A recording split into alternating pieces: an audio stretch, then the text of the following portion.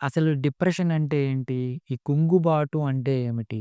మన తెల్లవారు లేచినప్పటి నుంచి పనుకునేంత వరకు మనకి ఏ పని చేయబుద్ధి కాదు. 10 మందితో మాట్లాడబుద్ధి కాదు. అంటే సోషలైజేషన్ తగ్గిపోతుంది. తినబుద్ధి కాదు. అపెటైట్ తగ్గిపోతుంది. కాన్సంట్రేషన్ లెవెల్స్ చదవబుద్ధి కాదు. సోషలైజేషన్ అసలు ఎవరితో మాట్లాడబుద్ధి కాదు. ఇవన్నీ డిప్రెషన్‌లో లక్షణాలు. దీంతో పాటు బయోలాజికల్ ఫ్యాక్టర్స్ డిస్టర్బెన్స్ అంటే ఆకలితో పాటు నిద్ర కూడా కొంతమందికి ఎఫెక్ట్ అవుతుంది. కొంతమంది ఎక్కువ నిద్రపోతారు. ఎటిపికల్ డిప్రెషన్ అంటాము. కొంతమంది ఎక్కువ తింటారు ఎటిపికల్ డిప్రెషన్‌లో.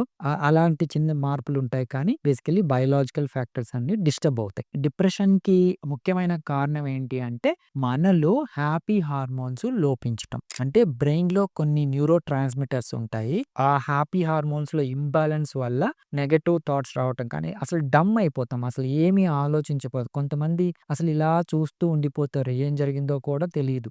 ఏమైంది అంటే ఏమీ చెప్పరు. సమాధానం లేకుండా అలాగే ఉంటారు. సో, వీళ్ళు ఫిజికల్‌గా చాలా ఫిట్‌గా ఉంటారండి. వాళ్ళకి ఎన్ని పరీక్షలు చేసినా అంటే రక్త పరీక్షల్లో కానివ్వండి, సీటీ, ఎంఆర్ఐ బ్రెయిన్‌లో కానివ్వండి, వాళ్ళ స్లీప్ ఇష్యూస్‌లో కానివ్వండి, అంతా వెరీ నార్మల్‌గుంటారు. బట్ స్టిల్ వాళ్ళ మూడు ఇంప్రూవైజ్ కాదు. డిప్రెషన్‌లో ఉండిపోతారు. సరే ఇది చాలా మంది దగ్గర తిరిగాము, టాబ్లెట్స్ వాడాము, అయినా తగ్గట్లేదు అని నా దగ్గరికి చాలా మంది వస్తూ ఉంటారు. వీళ్ళకి నేను డాక్టర్ సునీల్ రెడ్డి అండి. Neuro psychiatrist and sexologist at treatment range hospital KBHP Hyderabad. నా దగ్గర స్పెసిఫిక్‌గా నేను రిలాక్స్ థెరపీ అనే థెరపీ ఇస్తాను. ఈ రిలాక్స్ థెరపీతో ఏంటి అంటే బేసిక్ సైంటిఫిక్ థింగ్ డిప్రెషన్‌కి కారణము హ్యాపీ హార్మోన్స్ లోపించటం. అందులో హెచ్చుతగ్గులుండడం. హెచ్చుతగ్గుల్ని సరిచేయడమే ఈ రిలాక్స్ థెరపీ యొక్క ముఖ్య ఉద్దేశ్యం. ఇది బ్రెయిన్‌కి మనం డైరెక్ట్‌గా ఇవ్వడం ద్వారా ఏమవుతుందంటే ఈ హ్యాపీ హార్మోన్స్‌లో ఇంప్రూవైజ్ అయ్యి మనకు ఈ నెగెటివ్ థాట్స్ కానీ, మూడ్ ఇంప్రూవైజేషన్ గానీ జరుగుతుంది. దీని ద్వారా